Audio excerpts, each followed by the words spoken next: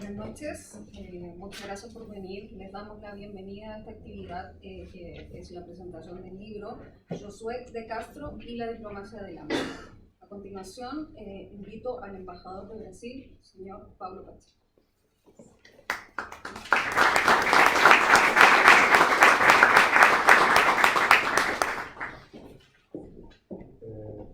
Buenas tardes a todos y todas. Tengo el placer de recibirlos aquí en el Instituto Guimarães Rosa, que es el Centro Cultural de Brasil en Santiago, para el lanzamiento del libro Josué de Castro y la diplomacia del hambre, escrito por el ex director general de la Organización de las Naciones Unidas para la Alimentación y la Agricultura, la FAO, Dr. José Graziano, que nos acompaña aquí, José Graziano da Silva, que hoy nos honra con su presencia, y por mis colegas diplomáticos Carla Barroso Carneiro y Saulo Arantes Seolio. Dueño de un conocimiento enciclopédico, Josué de Castro fue, entre otras cosas, médico, geógrafo, escritor, sociólogo, filósofo, y mantuvo una prolífica producción en los campos intelectual y político, siempre teniendo el combate del hambre como una misión de su vida. Además de haber sido profesor de la Universidad Federal de Río de Janeiro, aunque nació en Recife, en el nordeste de Brasil, donde fundó el primer Instituto de Nutrición de Brasil, fue diputado federal y representante de Brasil ante la Organización de Naciones Unidas para la Alimentación y la Agricultura, la FAO.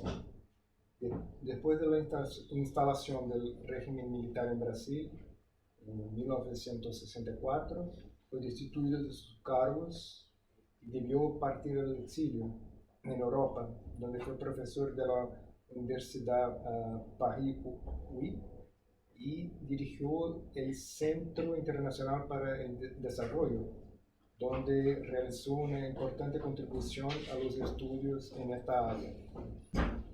Falleció sin haber podido retornar a Brasil en el año 73, año de tan difícil memoria también para este país, Chile, en que nos encontramos. Son innumerables los aportes de Josué de Castro a los estudios del desarrollo, habiendo aplicado principios de geografía y de las entonces nacientes ciencias del medio ambiente para entregar mayor luz sobre el fenómeno de la desnutrición.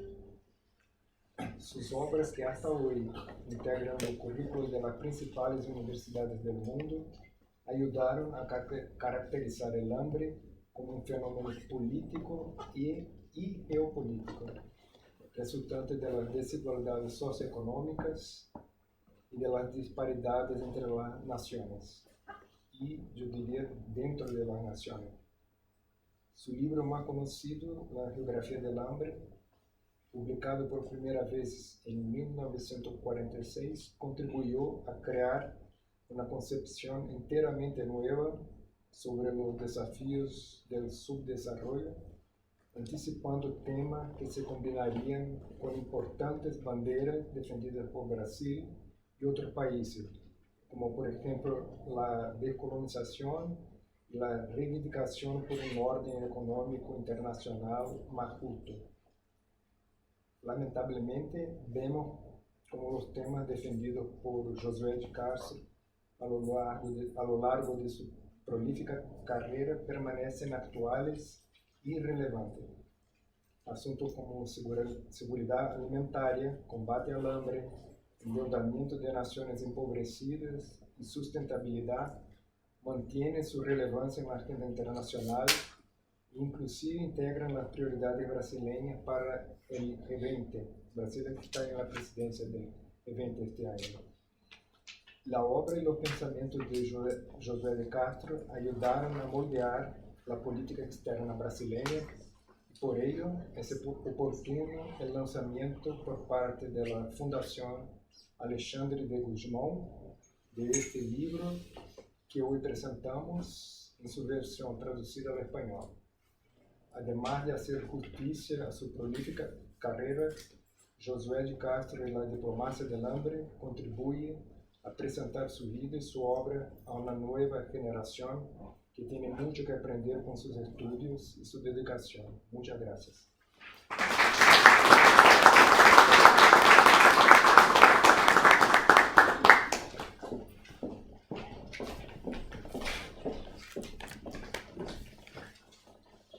Muchas gracias, embajador Paulo Pacheco. A continuación invito al señor José Graciano da Silva a realizar su presentación.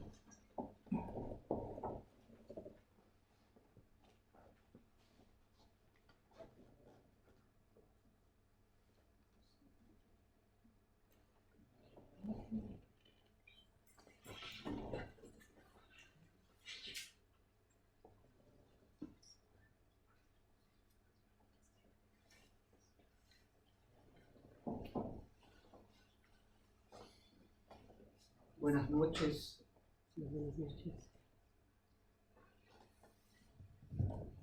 Buenas noches a todos y todas. Muchas gracias primero al embajador Paulo Pacheco y su equipo, Jeremy y otros que estoy conociendo como Pilar, por ceder ese espacio aquí tan importante del Instituto Guimarães Rosa. Creo que ustedes ya escucharon hablar de Guimarães Rosa también, otro gran escritor brasileño. La historia de ese libro es bastante simple. Nos dimos cuenta el año pasado que José de Castro cumplía 50 años de su fallecimiento en París. Y tratamos de organizar sobre todo una coletánea de artículos de gente joven que está escribiendo sobre la actualidad de José de Castro. Entonces, excepto el texto que escribí yo, que es el último, que cuenta la historia de José de Castro en la FAO, que les voy a contar rápido, los otros todos son autores jóvenes que tomaron el tema del hambre, que, digamos, reascendió en Brasil en los últimos años. Ese libro es también un homenaje que prestamos por difundirlo de forma gratuita. Ustedes tendrán el código para poder bajarlo de la internet.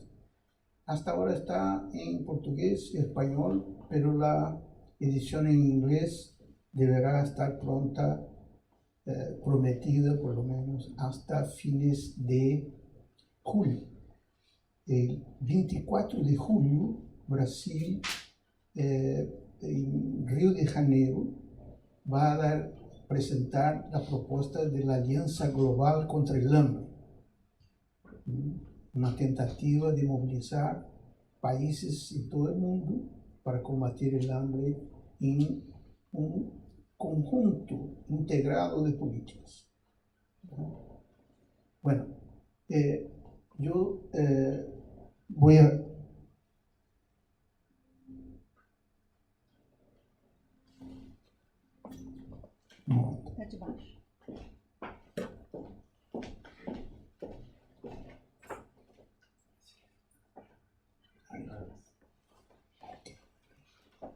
Voy a presentarles un rápido resumen del currículum de José de Castro. Como ya dijo el embajador, él se formó médico. Él venía de una familia muy pobre que migró en la gran sequía en la región árida del nordeste brasileño, que es no es una región desértica, pero una región bastante árida, quizá un poco al norte de Santiago. Es una zona similar de comparación. Nació y creció en un barrio pobre al lado de un río que se llama Capiberibe, ¿no? Es un río muy conocido por su gran cantidad de cangrejos que produce, ¿no? Entonces, Josué tiene un libro que escribió sobre El hombre y el cangrejo, contando un poco lo que lleva el hambre, que la gente en esa zona vive de cazar y comer cangrejo, ¿no? Es todo lo que tiene. Bueno, él terminó su curso de medicina en Río y volvió a Recife para trabajar en Recife. Fue a trabajar en una fábrica y los dueños de la fábrica lo llamaron para que, cómo podía, que la gente no trabajaba, que tenía muchas ausencias, no cumplía el horario, todo. Y él dijo, bueno, es que ellos están enfermos, sí. ¿Y qué tienen? Hambre. Hambre. ¿Y por qué tiene hambre? Porque ustedes les pagan un salario miserable. Bueno, fue dimitido y ahí empezó su carrera. Fue a trabajar en un escritorio particular y ahí vienen las coincidencias y suerte de la vida. Tenía un amigo médico que tenía dos aparatos en la época, imagínate, estamos hablando de los años 30, muy difícil de conseguir, y eso todo venía importado, ¿no?, de Europa. Entonces el médico dice, no, yo compré un nuevo, usted se puede quedar con el otro. Y así él se volvió nutrólogo. Era un aparato de análisis de proteínas, calorías, etcétera, que tenían los productos. Entró por ese camino, ¿no? Y a partir de ahí desarrolló todo su trabajo del hambre. Él escribe el primer gran libro en 1945, de posguerra, y va a presentar primera vez lo que nosotros llamamos el mapa del hambre de Brasil. Y eso lo hizo famoso, y por ahí entró también en el tema de geografía, ¿no? Entonces se tornó un geógrafo. Terminó catedrático de Geografía Humana por la Universidad de Río de Janeiro, que era la Universidad de Brasil a esa altura. En inicio de los años 50, él inicia su carrera internacional. Fue el primer candidato elegido a presidente del Consejo de la FAO. La FAO tiene una asamblea que reúne todos los países. Hoy día son 190 casi. Pero en la época eran como 40, ¿no? La gran mayoría de ellos países desarrollados. Recuérdese que estamos hablando de 50, las colonias africanas no eran independientes. Entonces había poca representación de países en desarrollo. Entonces la FAO, como toda la estructura de Naciones Unidas, era dominada por los países desarrollados, ¿no? Muy difícil ascender a un puesto. Y Josué de Castro atribuye a la suerte, que siempre la tuvo, de haber elegido una votación contra un australiano por 2 votos, ¿no? Y ahí salió presidente y fue reelegido presidente de la FAO. En ese tiempo reunió materiales para escribir un otro gran libro que se llama Geopolítica del Hambre, que también han sido traducidos. En Geografía del Hambre, él presenta Brasil. En Geopolítica del Hambre, él presenta los países en desarrollo, mostrando una similitud muy grande entre el hambre en un lado y el hambre en otro, para llegar a la conclusión esa que el embajador lo dijo, que era un problema político, no era un problema de recursos naturales, no era un problema de disponibilidad de alimentos, eso era un problema político de enfrentarse a esa situación, sobre todo para los menos favorecidos, los más pobres, los miserables.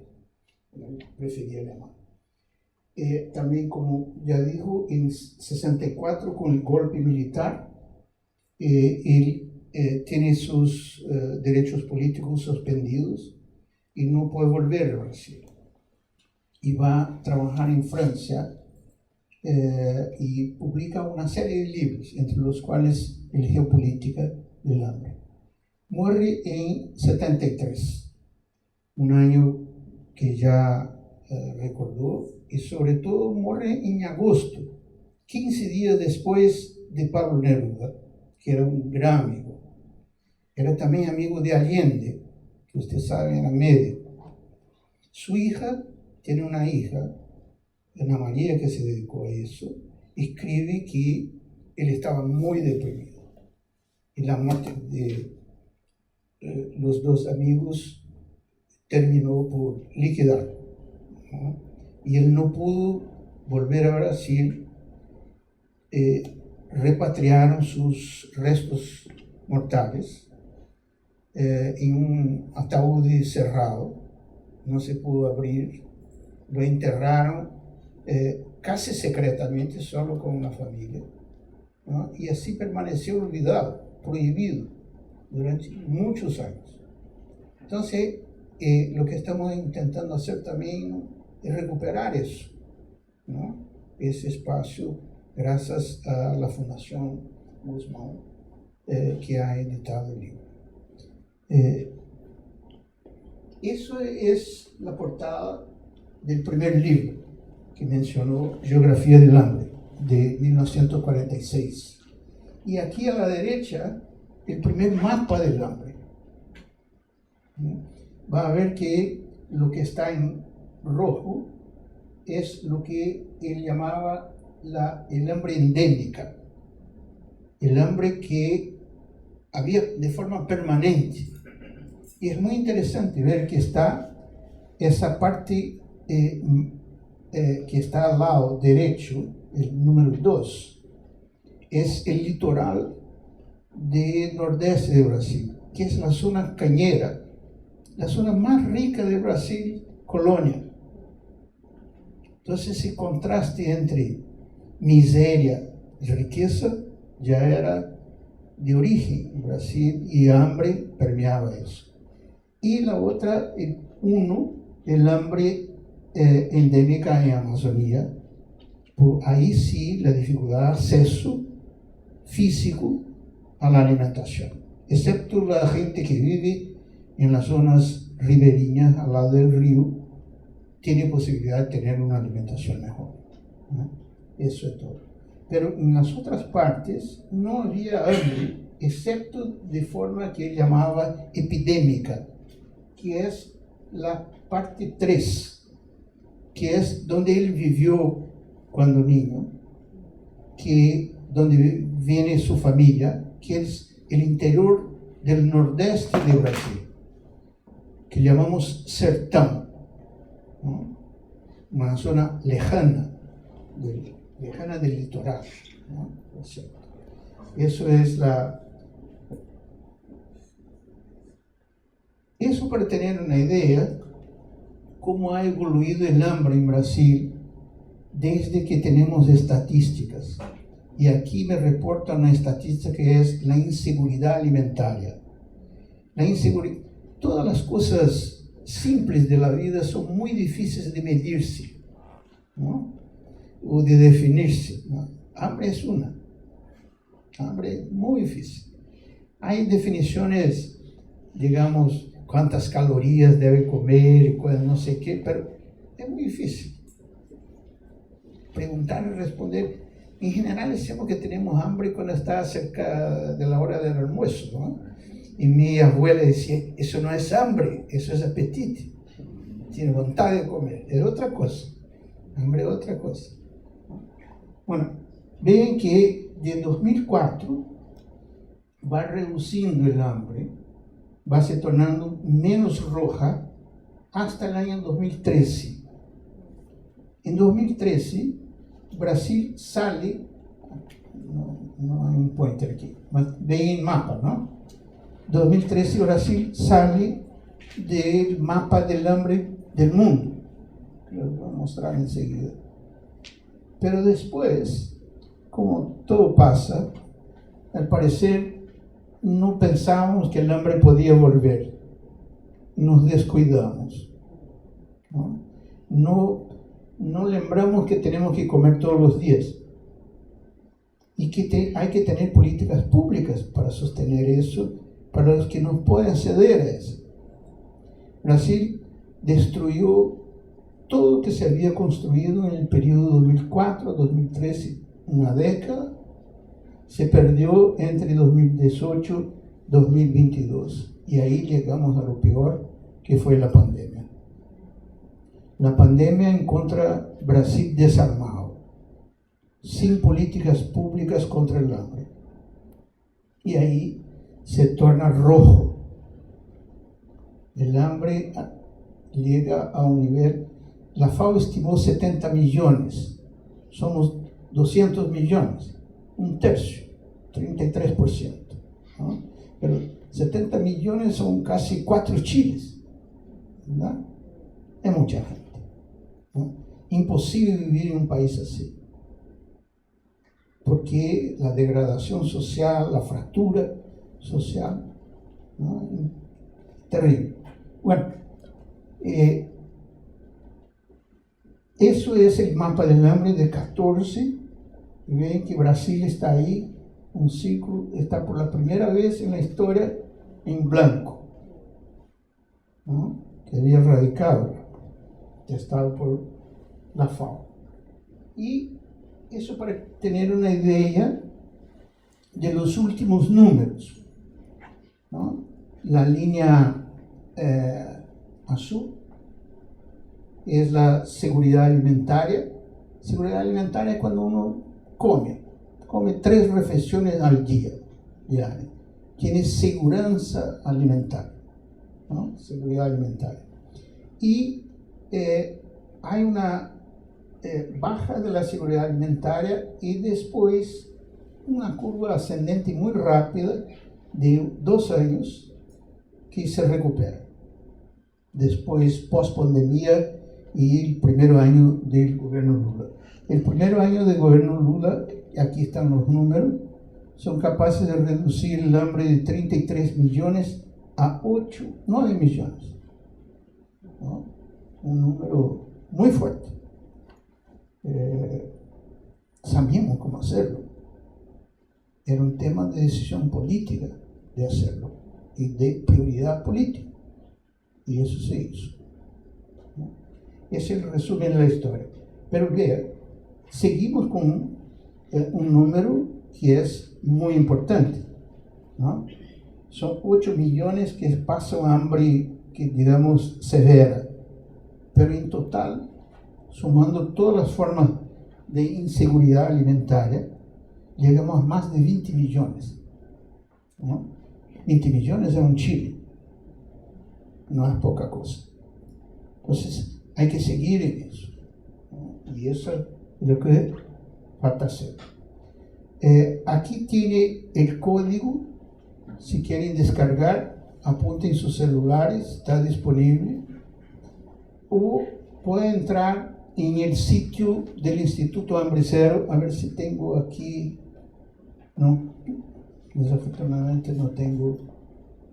Pero les cuento rápido. Es www.ifz.org.br,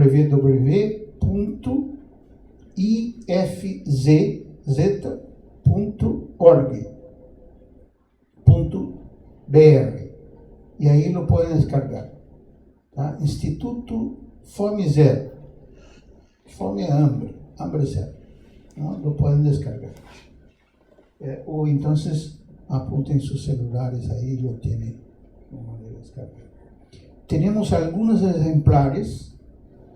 La orientación de la embajada, siguiendo la orientación de la Fundación Guzmán, es distribuir prioritariamente a las instituciones y bibliotecas.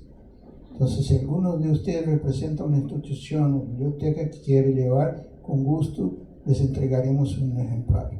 Los demás pediría que bajen desde sus celulares la versión disponible en portugués o inglés. Yo pedí también a la doctora Maya que nos brindara hoy día aquí con un panorámico del hambre en el mundo para que tengamos un poco una actualización de esos datos. Entonces, paso la palabra a Maya, por favor.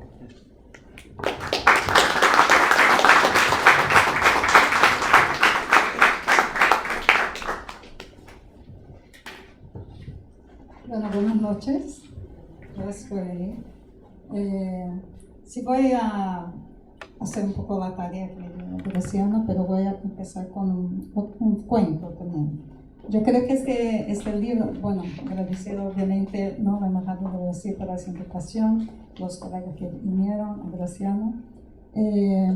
Este libro para mí es como un intento de recontar la historia, ¿no? La historia de esta personalidad increíble que fue José de Castro, de este pensador, de este político, de este médico que nos influencia hasta hoy en varias intervenciones, las políticas, pensamientos, críticas sobre la situación actual. Entonces también creí que sería interesante, busqué en la internet, Graciano, sería interesante ver cómo Josué de Castro interactuó acá con Chile, una vez que estamos aquí haciendo este diálogo en Chile.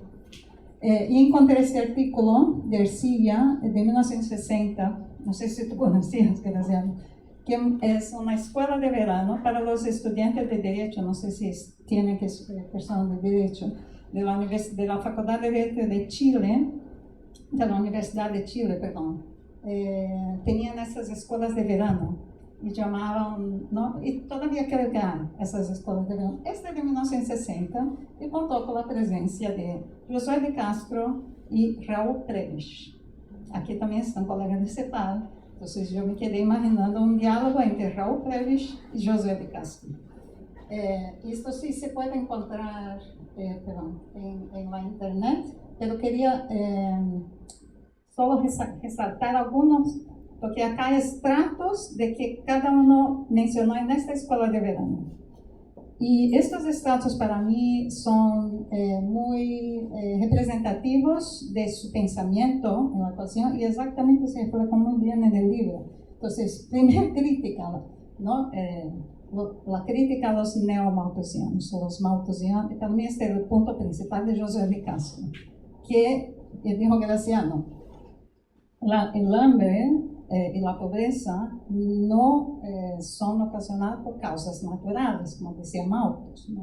Los malthusianos, los que leyeron Malthus no era el problema. El problema fueron los que interpretaron Malthus y daban las causas de la pobreza y de la miseria al crecimiento,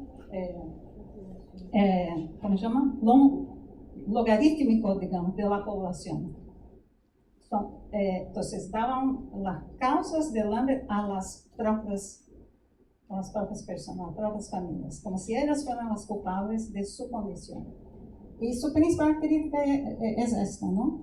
De que el hambre, como dijo Graciano, tiene una causa política. Y hay elementos suficientes.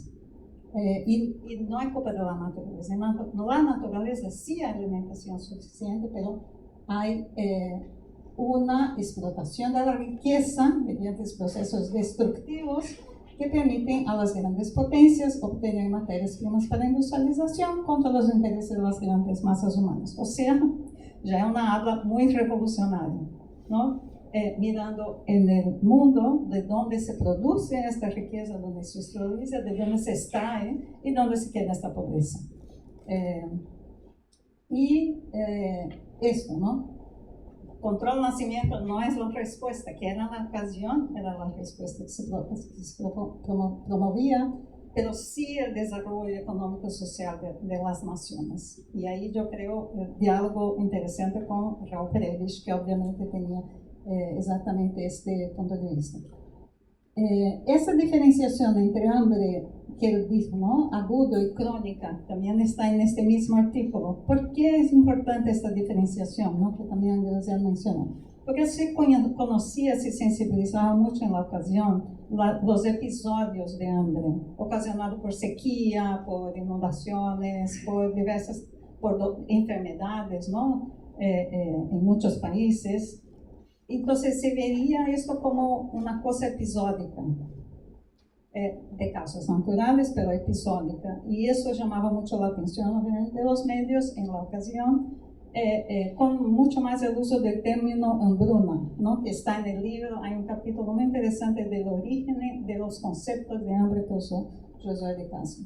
Y él, a la medida de estos análisis, fue diciendo, no, hay un tipo de hambre que es la hambre crónica, que es ocasionada por el subdesarrollo.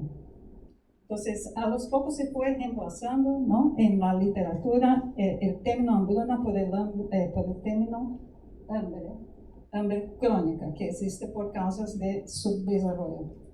Él también, como soluciones, ¿no? Proponía una gran reforma agraria, y eso también es un tema súper actual, ¿no? En los días de hoy, la falta de acceso a tierra es uno de los elementos fundamentales de la pobreza en las áreas rurales, que siguen hasta los días de hoy, que voy a mostrar más adelante, pero también defender esa reforma agraria de los agricultores y campesinos en aquella ocasión, que todavía siguen una bandera muy fuerte, obviamente, de la sociedad civil, del movimiento de Sin Tierra y otros muchos que conocimos acá también en Chile. Por último, hay una mención interesante ahí, gracias al Plan Verde Internacional, que yo no vi en el libro, pero que sería interesante explorar un poco, que propone algo similar con el Comité de Alimentación, ¿no? de compra de un gran almacén de alimentación, pero ahí él propone un plan de que todos los países pueden desarrollar la agricultura del otro país, que no es la responsabilidad de su propio, o sea, que se pueda trasladar asistencia técnica, semilla, tecnologías de una manera como parte de una agenda de cooperación. Eso quería traer así como introducción muy rápida a nuestro diálogo hoy. Aquí algunos temas que todavía no está actualidad, pero lo que tenía, porque refuerzan esta mirada de José de Castro. Aquí está el incremento de la disponibilidad diaria de calorías per cápita, por persona en el mundo. Entonces, si crece, eso de 1960 hasta recién. En todas las regiones hay un incremento. Incluso en África, claro, mucho menos la disponibilidad comparando con la América del Norte, pero sí hay un incremento. Pero cuando vemos la tendencia de inseguridad alimentaria o de la prevalencia de subalimentación, que es el concepto que FAO usa para hambre, si bien ese es más reciente, porque no se puede traer para detrás toda la estadística de inseguridad alimentaria, que Gracia no sabe muy bien, pero es un gráfico que trae de este siglo, digamos.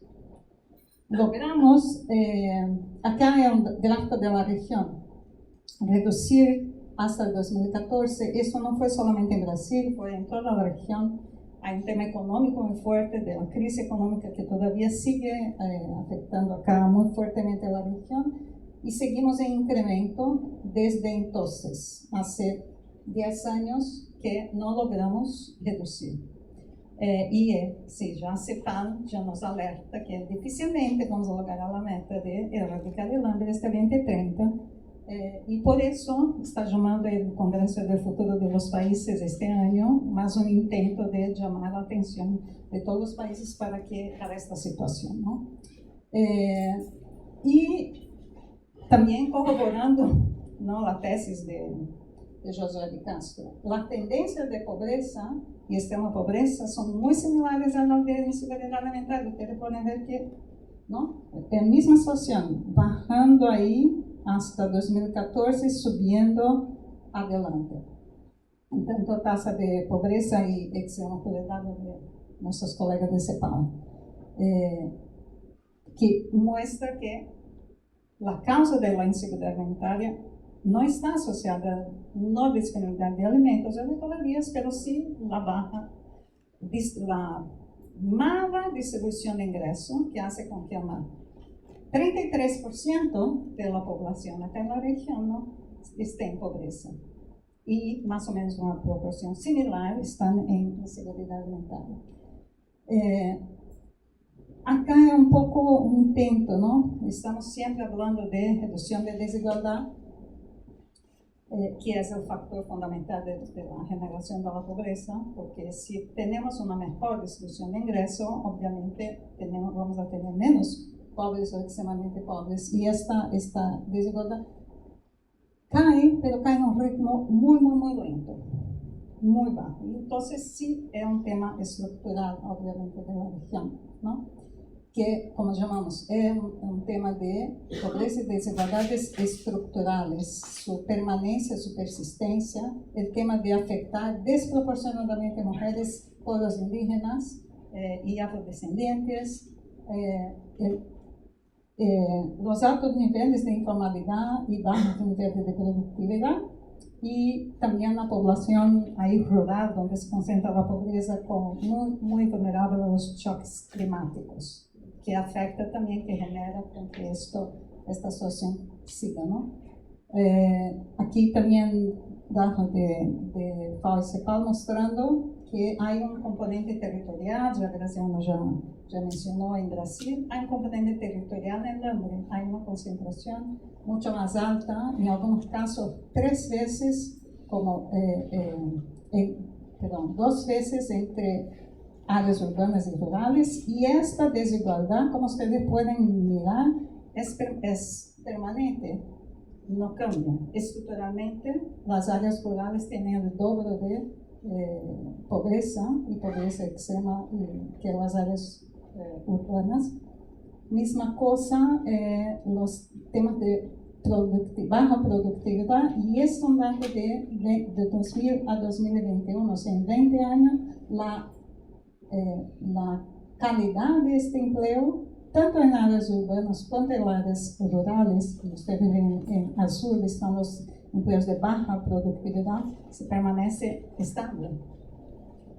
Obviamente mucho más con baja productividad en las áreas rurales, pero mismo en las áreas urbanas, si miramos, son 60%, básicamente estable a lo largo de los años.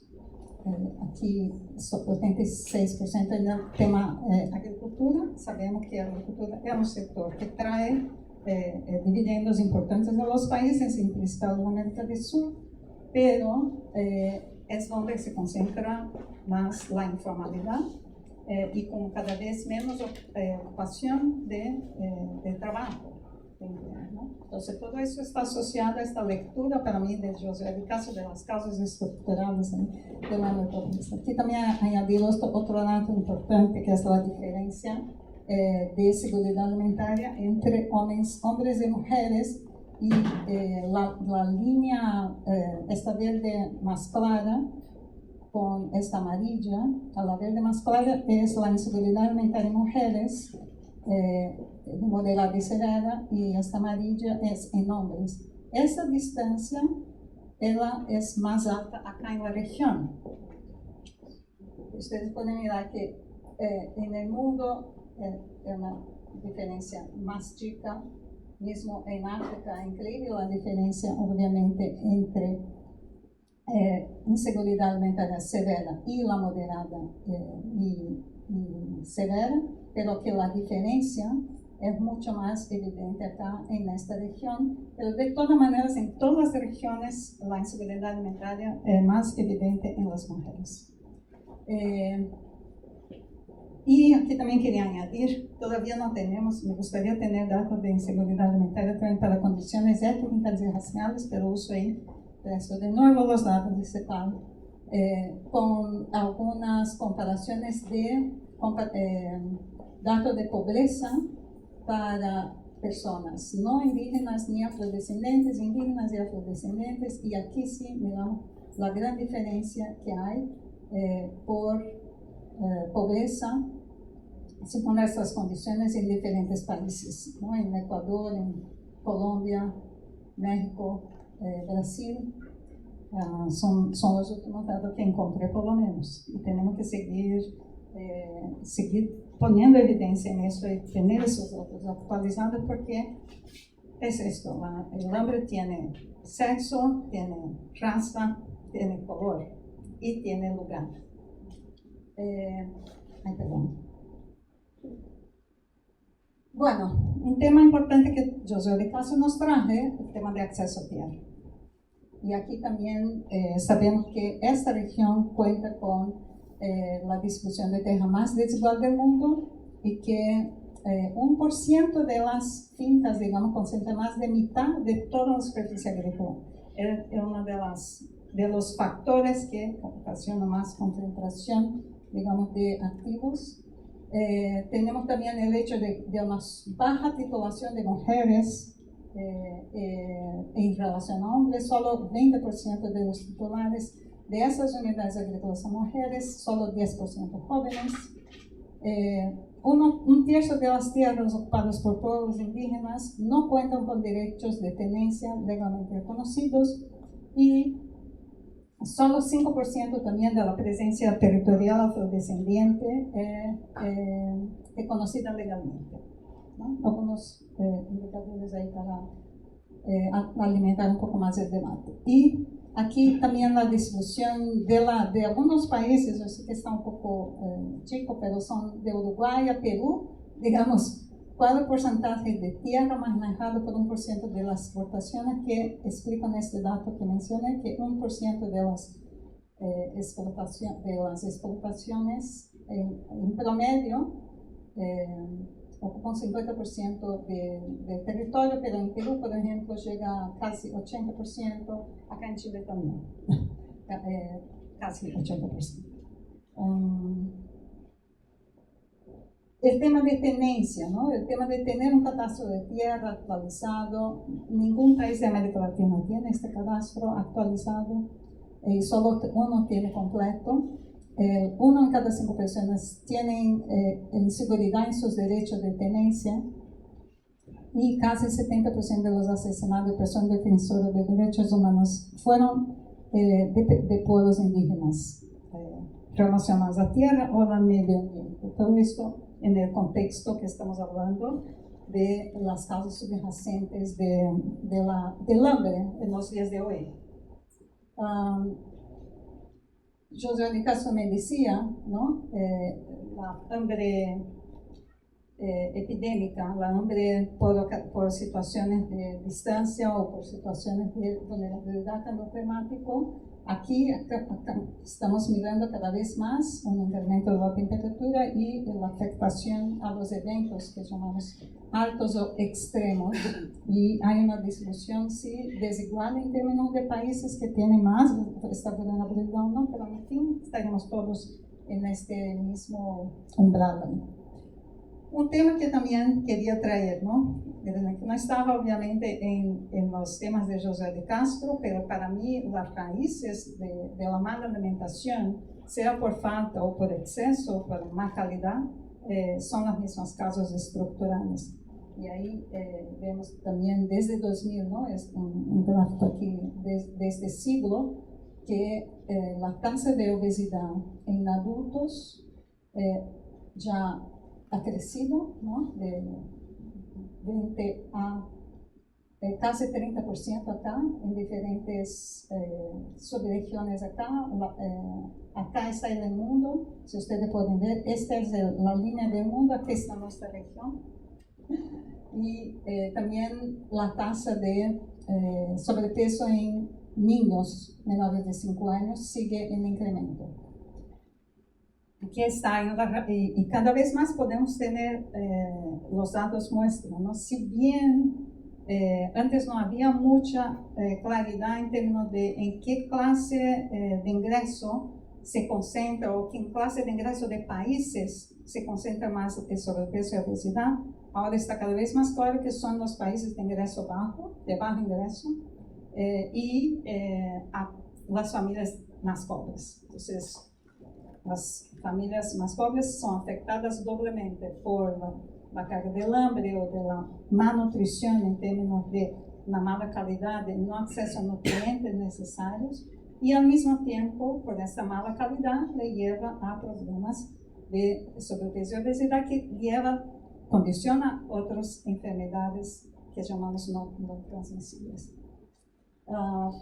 Por eso llegamos a este cálculo, ¿no? Del costo de la dieta saludable.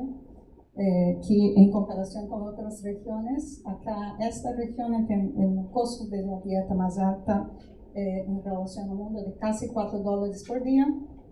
Y yo creo que es un tema también a poner como herencia ahí de la lectura de José de Castro de las causas estructurais, que no deja de ser un tipo de hambre, tema de una alimentación que no lleva a tener una vida sana, una vida de futuro.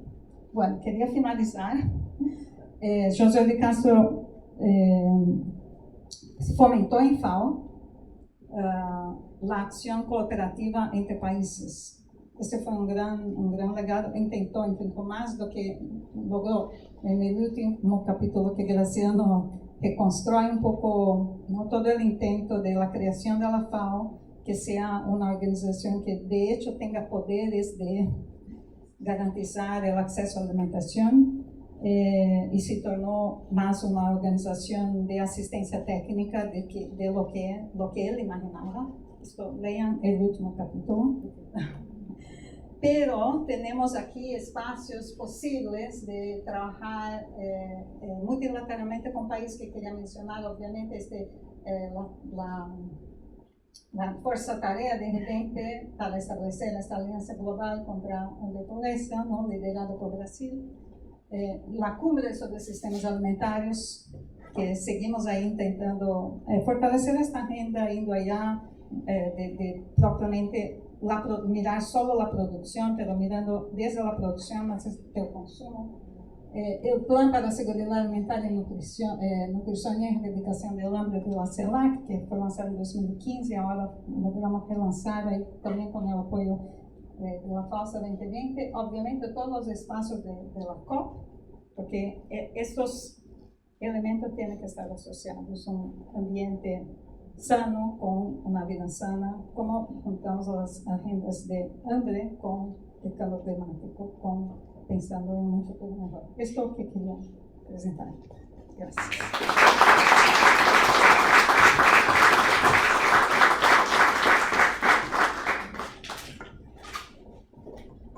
Bien, muchas gracias a ambos, profesor José Graciano y a la doctora Maya Takagi. Los invitamos ahí a la mesa y les damos la palabra por si quieren realizar alguna consulta, algún comentario, alguna reflexión, comentándoles también que este libro va a estar disponible en su versión en español acá en nuestra biblioteca Cecilia Meireles del Instituto Guimarães Rosa. Así que les agradezco nuevamente la presencia del embajador Pablo Pacheco, y mientras piensan les doy espacio para la consulta. Tu nombre, por favor, y la consulta. Hola, buenas tardes. Mi nombre es Cristian Piña, soy diplomático chileno, segundo secretario y presidente de la Asociación de Diplomáticos de Chile. Primero, muchas gracias por la invitación. Ha sido un gusto poder estar acá presente. También tuve el gusto de ser vicecónsul de Chile en San Pablo, así que buenas tardes a todos. Muchas gracias. También serví en Jamaica. Hubo un tiempo en que, y algo que me hizo mucho sentido de la presentación, que la discusión de los años 60 sobre compartir semilla y experiencia sigue siendo totalmente vigente. En Jamaica había un árbol que se llamaba el árbol del pan, y que era una solución de hambre para mucha gente en ese país. Y resulta que nosotros en Isla de Pascua tenemos una situación también de problemas de plantaciones, de no tener productos que se puedan producir allá, y descubrimos que efectivamente el árbol del pan se podía dar en Jamaica también, y era una buena solución para el hambre, para tener soluciones alimentarias en ese país. Y bilateralmente pudimos compartir experiencia y compartir esto y llevar la experiencia del árbol del pan a Jamaica en esa oportunidad. Entonces quisiera destacar esta idea que a nivel multilateral también al día de hoy, han pasado muchos años desde los años 60 que se discutían estos temas, todavía podemos compartir experiencias de semillas, de producciones distintas en distintas partes del mundo. Así que agradezco mucho la oportunidad de estar acá. Destaco que la discusión todavía es completamente vigente y espero que puedan seguir haciendo estos mismos trabajos en adelante. Muchas gracias.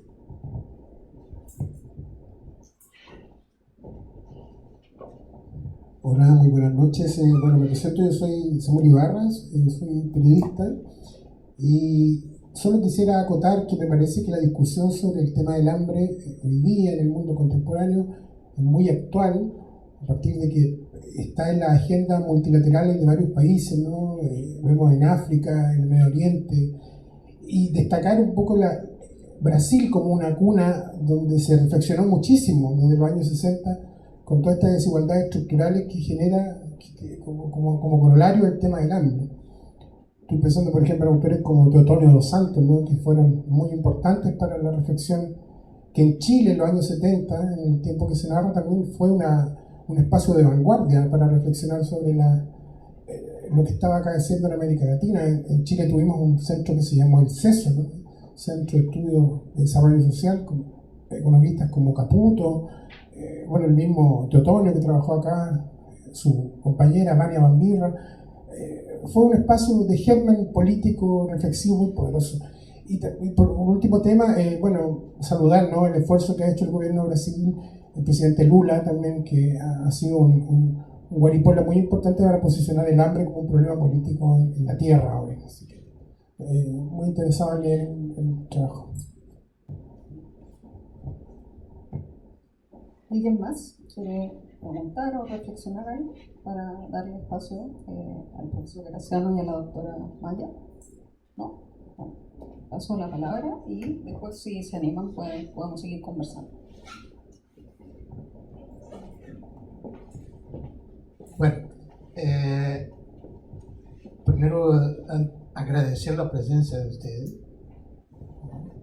Un día de lluvia y frío, una combinación rara, ¿no? Aquí, pero agradecer la presencia. Decir de verdad que el hambre desafortunadamente sigue siendo un tema presente en todo lado, ¿no? Y muchas veces nos olvidamos de eso. Yo siempre digo que cuando nos reunimos en 2015 en Nueva York para armar eso que se llamó la Agenda 2030 y listamos 17 prioridades. Se dio un paso tremendo en relación a lo que había antes. Muchos de ustedes no recuerdan, pero antes tenían las metas del milenio, así se llamaba, ¿no? Y particularmente las dos primeras, que son claves, estaban reunidas en una propuesta de reducir a la mitad.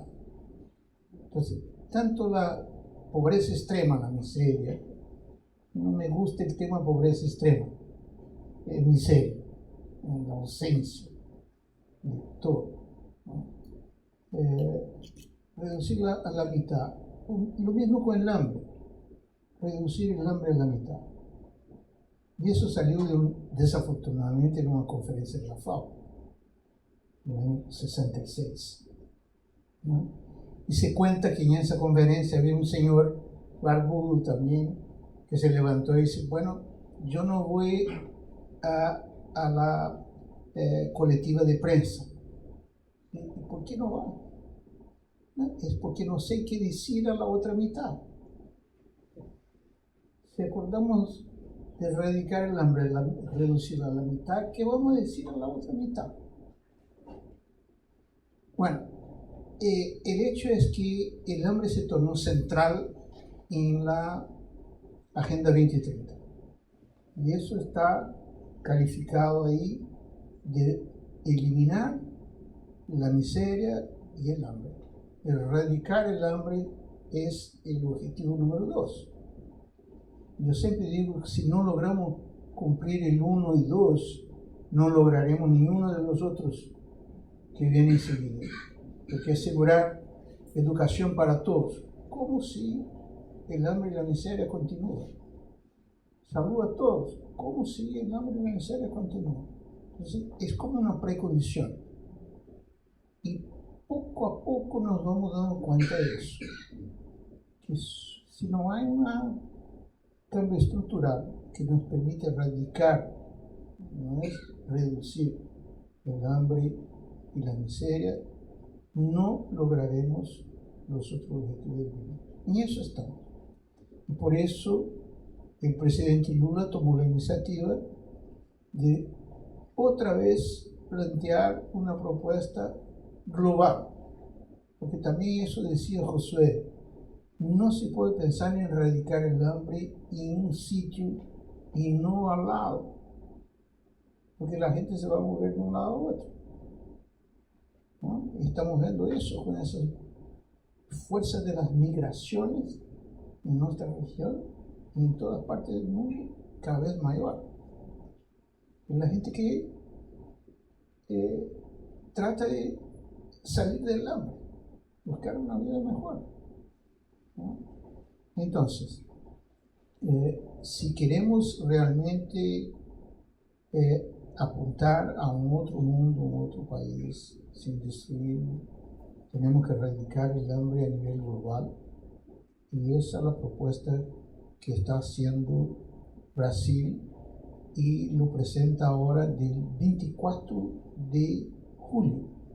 Tengo eso en mente en Río de Janeiro, la Alianza Global contra el Hambre.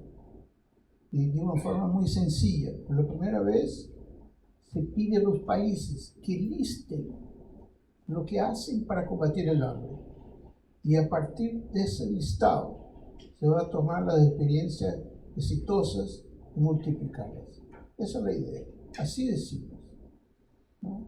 Y esperamos que resulte. Maya.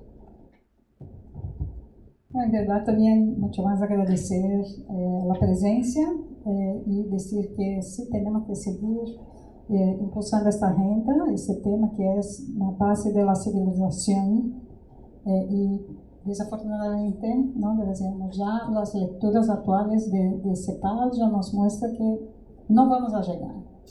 Entonces tenemos que tener una agenda post-2030. Lo que se está discutiendo ahora es una agenda post-2030. Entonces necesitamos todos a estar ¿no? atentos para ese tema. Y se me quedó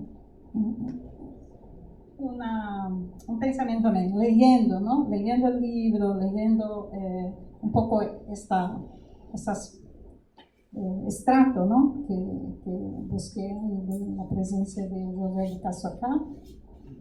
Lo que me llama mucho la atención es su coherencia de pensamiento. Tiene una coherencia increíble. Todos sus elementos muestran una coherencia, uno con la indignación profunda con la situación del hombre, y no solamente en su ciudad, donde empezó, pero en su país, y cuando alzó a la FAO, ¿no?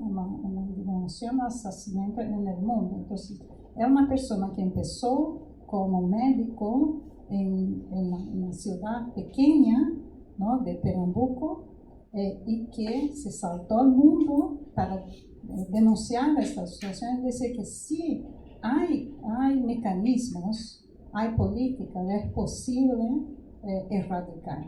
Es necesario creer que es posible y es posible a través de la cooperación entre los países. Por ejemplo, este ejemplo de Semilismo que el colega de Chile también nos recordó, pero también yo creo que este evento, la Alianza Global, debe ser una nueva oportunidad de plantear el tema, más de lo que, digamos, mapear lo que están haciendo, es trabajar juntos, es buscar fortalecer, como estamos aquí, en un espacio de la diplomacia, a través de la diplomacia, apoyar a los países que no tienen las mismas capacidades que los demás países que tienen sus capacidades, para apoyar no solamente con conocimiento, pero también financieramente. Y este creo que es un gran punto ahora de discusión, ¿no? Lo que se llama transiciones de la nación. ¿Cuáles son las 6 transiciones? La primera es temas alimentarios. Tiene energía, tiene educación, tiene digitalización, ¿no? Innovación, pero fundamentalmente la discusión es cómo financiar, de dónde sacar la plata. En un mundo en el que cada vez más los países están mirando a sí propios por tantas crisis que vivimos, ¿no? Internas, externas, está mirando para ese lado, cada vez menos recursos se va a lo que se llama cooperación internacional. Entonces, es otro llamado ahí, yo creo, de esta agenda post-2030, está en la agenda de financiamiento, que va por varios lados. Entonces, de nuevo, muchas gracias y seguimos, ¿no? con esa lucha y la lucha de José de Castro.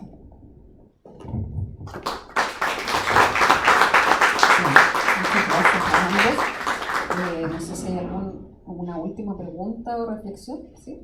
Perfecto. ¿Tienen unos minutos más para responder?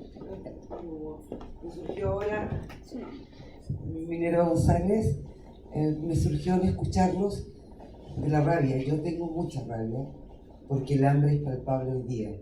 No en la periferia, o tal vez sí en la periferia, en los lugares rurales, pero también en el centro de la ciudad.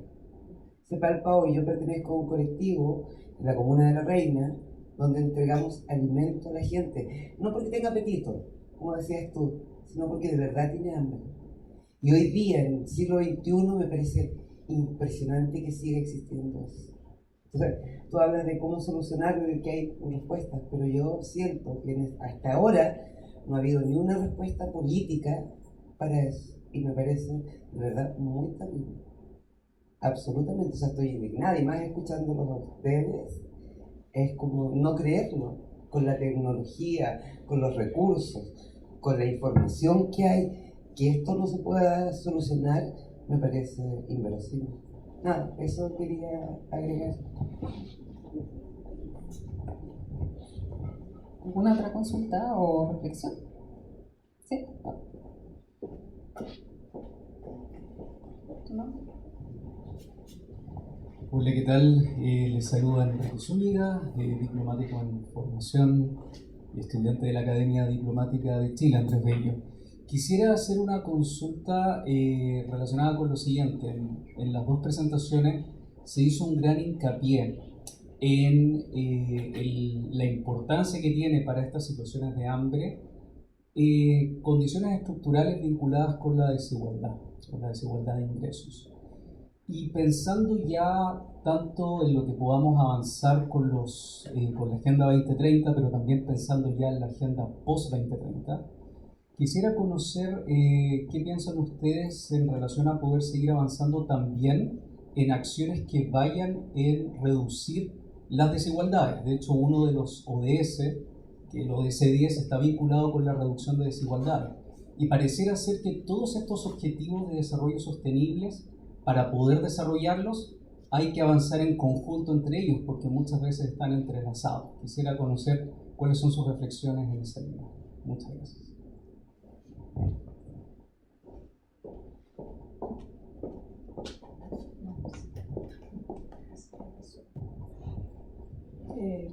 Bueno, gracias. Yo pude dar una lectura breve al libro y quería decir también que, bueno, yo soy nutricionista, salubrista, y me pareció súper interesante leer la historia, las raíces de estos conceptos que se dan en las universidades, etcétera, y ver cómo en los capítulos hay temas vigentes, sobre todo, por ejemplo, el aporte que puede hacer la sociedad civil a la veeduría de estas acciones. Hay capítulos sobre eso en el libro, el tema de el paralelismo con el tema de la salud, etcétera. Entonces es una invitación también a que lean el libro porque me gustó mucho y creo que es una fuente de inspiración también, porque a veces en estas desigualdades a veces uno dice, ay, ¿qué hacemos? Pero buscas, con esto te da inspiración para seguir adelante en lo que se hace. Gracias. Muchas gracias también por esa última reflexión. La palabra es Mabel.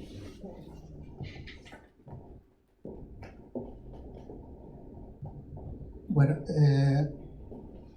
primero decir que esos actos, como la distribución de alimentos que mencionó la señora, son fundamentales, ¿no?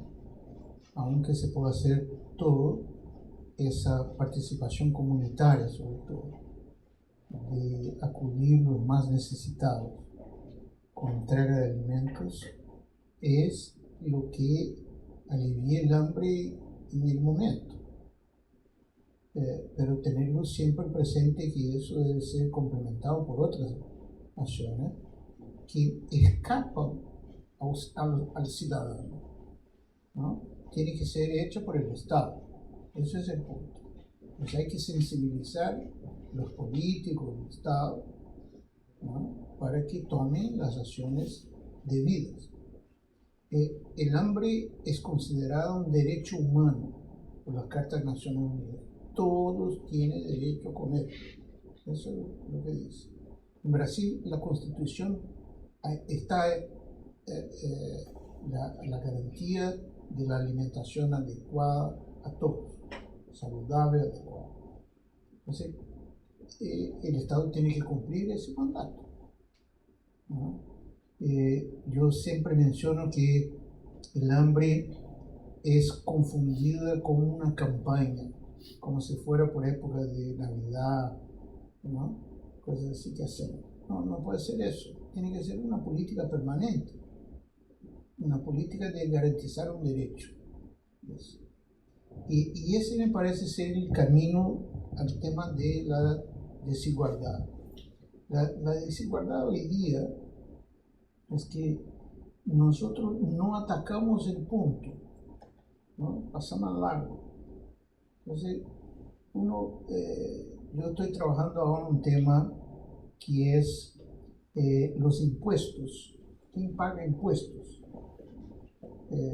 Ustedes han visto ahí las noticias que los grandes, los millonarios, ricos, etcétera, no pagan impuestos. Tienen múltiples formas de eludir y aun cuando pagan, el per cápita que pagan no tiene comparación con lo que paga un pobre obrero, ¿no? El tema de la riqueza es un tema que nunca tratamos. Siempre tratamos la distribución del ingreso, pero no tratamos la distribución de los bienes, ¿no? Como la tierra, ¿no? Y la riqueza en general. Casi no hay impuestos sobre eso. Casi no hay un foco en esa distribución de la riqueza acumulada. La herencia, por ejemplo, ¿no? En mi país los impuestos de herencia son muy bajos, ¿no? Y Europa, por ejemplo, elevó mucho el impuesto de herencia, de manera que en 2 o 3 generaciones logró mejorar la distribución de la riqueza de una manera extraordinaria, por impuestos a la herencia. Entonces, todo eso son los caminos. Pero, ¿qué falta en todo eso? La política, ¿no? Desafortunadamente no tenemos coherencia política del Estado de actuar de una manera integral.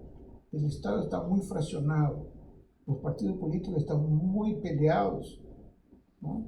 No se logra un consenso de tener un camino para todos.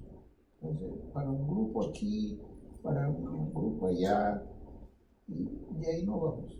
De ahí no vamos ni a la Agenda 2030, ni una pos-agenda, vamos a la extinción, como están diciendo, porque no logramos lo más elemental, que es sobrevivir. ¿No? Sobrevivir tiene que erradicar el hambre, tiene que erradicar la miseria y tiene que encontrar formas, ¿no?, menos agresivas de la naturaleza de producción. Y eso no estamos logrando. Entonces no es solamente la riqueza me parece fundamental, pero también encontrar otras formas de producir que las actuales ya agotaron desde el punto de vista de la sustentabilidad del planeta.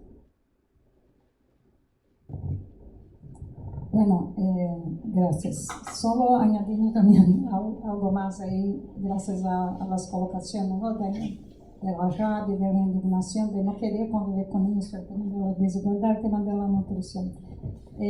Además de que, ¿no? Graciano ya habló. Yo creo que sí convivimos con la modernidad, pero el tema es que esta modernidad, esta internacionalización, esta situación que estamos, también genera su desigualdad. Entonces, de alguna manera está perpetuando la desigualdad. Entonces, todo lo que tenemos que estar mirando es las intervenciones que hacemos, ¿no? Las tecnologías. ¿Contribuyen a disminuir la desigualdad? Esta es la pregunta que tenemos que estar haciendo a todo el momento. Porque si nos modernizamos, digamos, las innovaciones sirven para traer más conforto a la humanidad, yo diría, en general, ¿no? Pero sí lleva más conforto a una parte de la población, no lleva a otra. Y cada vez más la distancia entre los que logran acceder a estos beneficios de la innovación y los que no se logran se incrementan. Y también, obviamente, estoy totalmente de acuerdo con que la respuesta para mí son las políticas públicas, lo que se logró en Brasil. Lo que Graciano mostró en Brasil, sí se logró erradicar el hambre, por lo menos temporalmente. ¿Se logró cómo? Con políticas públicas. Políticas públicas direccionadas con una fuerte coordinación que yo creo que, en mi opinión, es lo que falta en los gobiernos. La agenda de seguridad alimentaria y nutrición no es una agenda coordinada. Es dispersa en diferentes sectores, es dispersa en el sector agrícola, en el sector salud, en el sector de desarrollo social. Y si no hay una coordinación para que lleve todos al mismo camino, el tiempo que se va a lograr es mucho más largo de lo que necesitamos. Sí se logra, pero se tarda muchísimo más. Y también, para finalizar, ¿no? El tema de la nutrición, que una cosa que también comenté con Graciano, interesante ver que José de Castro era un médico y el primer director general de la FAO era un médico, era un doctor. Ellos vienen de la área de salud, porque esta indignación, esta convivencia con el hambre, con las familias, con la comunidad, con los niños, viene de esta mirada de la salud, que es muy interesante, no viene por la mirada productiva.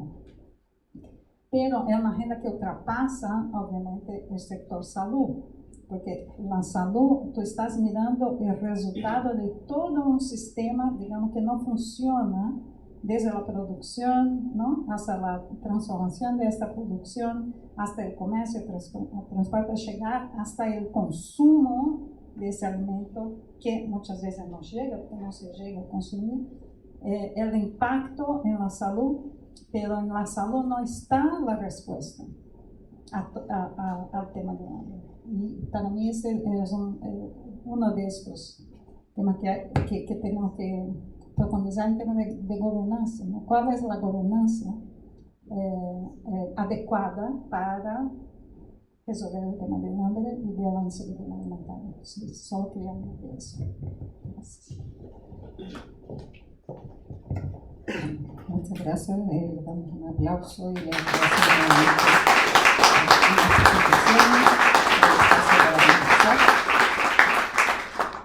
Bien, bueno, entonces por cerrar la actividad, les invitamos a tomar un café si gustan, a compartir un momento.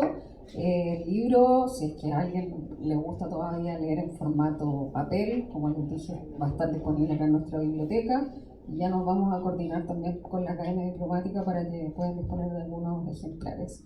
Así que eso, les doy las gracias nuevamente y los invito a todas nuestras actividades que vamos a seguir realizando aquí. Gracias. Gracias.